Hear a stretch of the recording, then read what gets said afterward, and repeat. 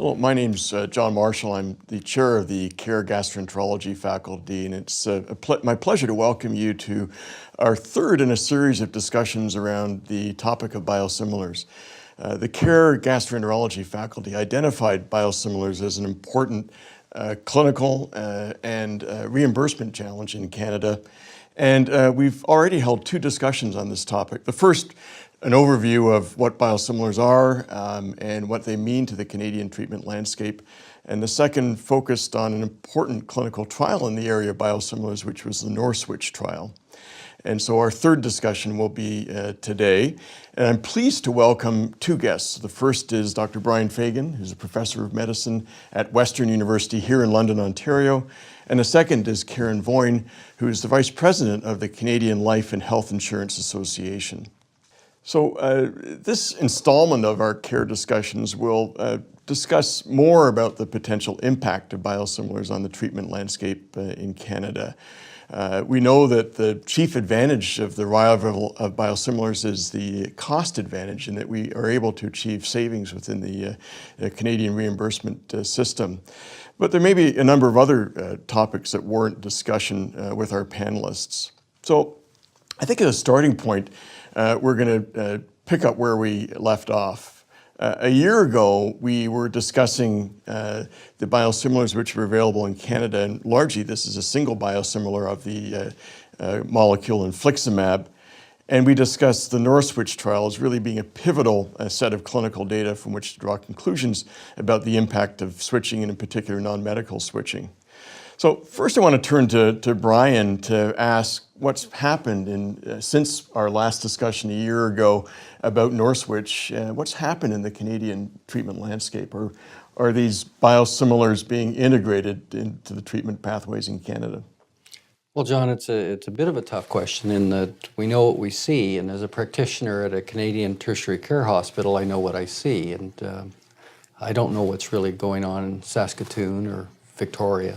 So, but I do talk to my colleagues, and the sense you get is that there's been very limited, actually, adaptation of biosimilars in the Canadian landscape for a number of reasons, and perhaps we could talk about those, but I think the obvious ones are that the existing player with regard to, and really just talking in the IBD context about biosimilar infliximab, has a very sophisticated network of supply, implementation, the infusion network across the country, the hospitals. Physicians know what they know, payers know what they know. And for any new product, an innovator product to come in, and it's always a challenge, and some of the same barriers are there, irrespective of cost considerations. And then I think cost considerations that the companies that make the reference products will defend their market to the hilt. And so they're going to, and as a poor physician foot soldier, I really don't know much about pricing in Canada. And I don't think anyone knows very much about pricing in Canada, apart from the people that are directly involved in the deal. So, I think it's a complex environment. It's a business environment that physicians don't know a lot about. And but what we've seen is that it's been relatively slow adoption.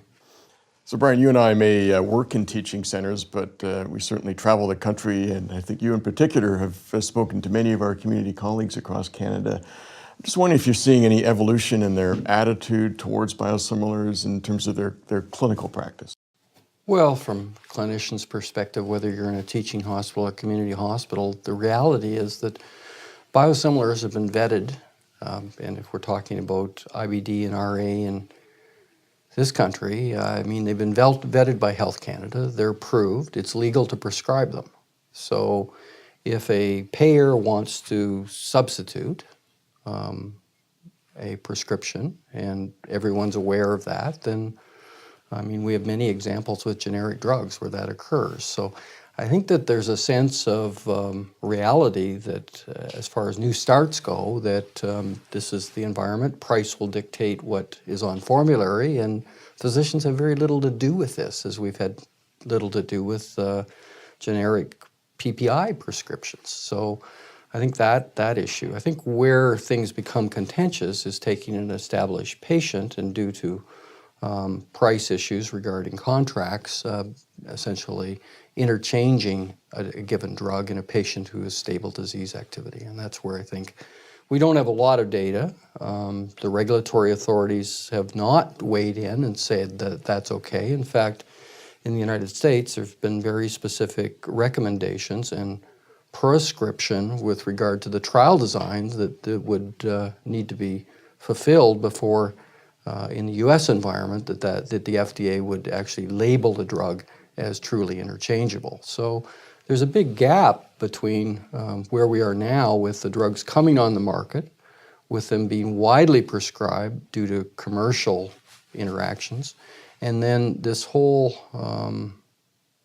issue that's hanging fire as regard to true interchangeability. Yes, maybe pick up on that point in terms of the data that we have available to us. Our last discussion focused on Northwich, which was clearly a pivotal trial, maybe not a definitive trial in terms of answering all our questions. We also did have a head-to-head comparison of the infliximab biosimilar with the innovator molecule in Crohn's disease, which was a big ask amongst our colleagues with a crossover component.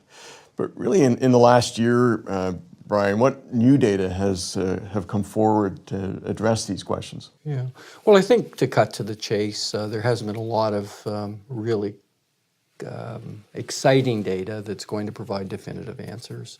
I guess I'd characterize the studies that have been done as follows. There's been quite a few observational studies from jurisdictions in Europe primarily, where there's been wholesale switching.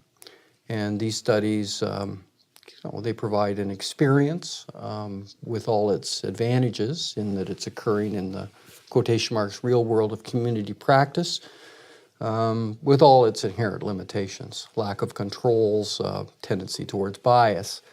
And so how valuable are these studies? I think very limited value. We've had lots of instances in gastroenterology and IBD where interventions that are thought to be effective in the community when actually put to the reagent test of a randomized controlled trial have not worked. And I think really what's lacking from the data set that we really need is experience with multiple switching between agents. And now that we're getting multiple new biosimilar infliximab and ultimately adalimumab products coming on the market, you can imagine that the environment's going to be very complex. It's not just originator reference product switching to biosimilar 1, but there's going to be biosimilar 2 and all the permutations thereof. And to my mind, the question that's remaining is not whether the individual agents are similar in efficacy to the originator or reference product. The real question is that repeated switching between similar proteins, is that a stress test for immunogenicity? And we've kind of, in IBD, we've learned the hard way over 2 decades with TNF antagonists, the issues around immunogenicity and how important that can be for patient care. And I'd say we have very little data on these molecules with regard to that question. So with respect to the safety of biosimilars, both in the short and the long term, I know one challenge has been tracking whether the innovator or biosimilar molecule is associated with specific adverse events in individual patients and also in populations of patients. And this gets into the area of pharmacovigilance in a biosimilar landscape. Brian, where are we with that? Well, without being too negative, John, it's complicated because the ideal way to study this would be to have an integrated healthcare system where patients were uniquely identified across the whole country, an integrated validated national database for outcomes, unique identifiers for all of the agents, and ability to link all those things to outcome data. And we don't have any of those things. Having said that, it's not an insurmountable problem. Health Canada is moving towards a naming convention, I think, within the next 12 months. And so we will have that key aspect of nomenclature that's absolutely essential. We're going to have to rely on, I think, the academic community because the federal government or the provincial governments aren't really interested in this question, I don't think. Similarly, the manufacturers, I don't think are going to provide the framework. So I think that it's going to be, in this country at least, it's going to have to be academic investigators that will have to do database linkage. And we've had some experience with that in IBD, looking at other outcomes, but not particularly in pharmacovigilance. In the rheumatology committee, there are national and international networks to do this sort of work, and I think that we can expect that to occur in that setting. So Brian, we're gastroenterologists and our interest is in inflammatory bowel disease. So I think we've talked a little bit about some of the attitudes of our colleagues towards biosimilars in the context of inflammatory bowel disease management. But obviously this phenomenon is not unique to gastroenterology. Do you have any sense whether attitudes towards biosimilars differ with say hematologists, oncologists, other disciplines? Yeah, I don't know about hematology, oncology, but we're forced to converse with rheumatologists a bit in management of patients. And certainly, I think there's been broader acceptance in the rheumatology community. And it's interesting that they don't have our racial memory, if you will, about immunogenicity. Because when the biologics were first introduced in rheumatoid arthritis therapy, 20 years ago, it was on the background of methotrexate therapy, and they didn't have the same bitter experience we did with sensitization, us using naively intermittent therapy with monotherapy, which turned out to be a sensitization disaster. So I think that really is a difference, that the mindsets were different.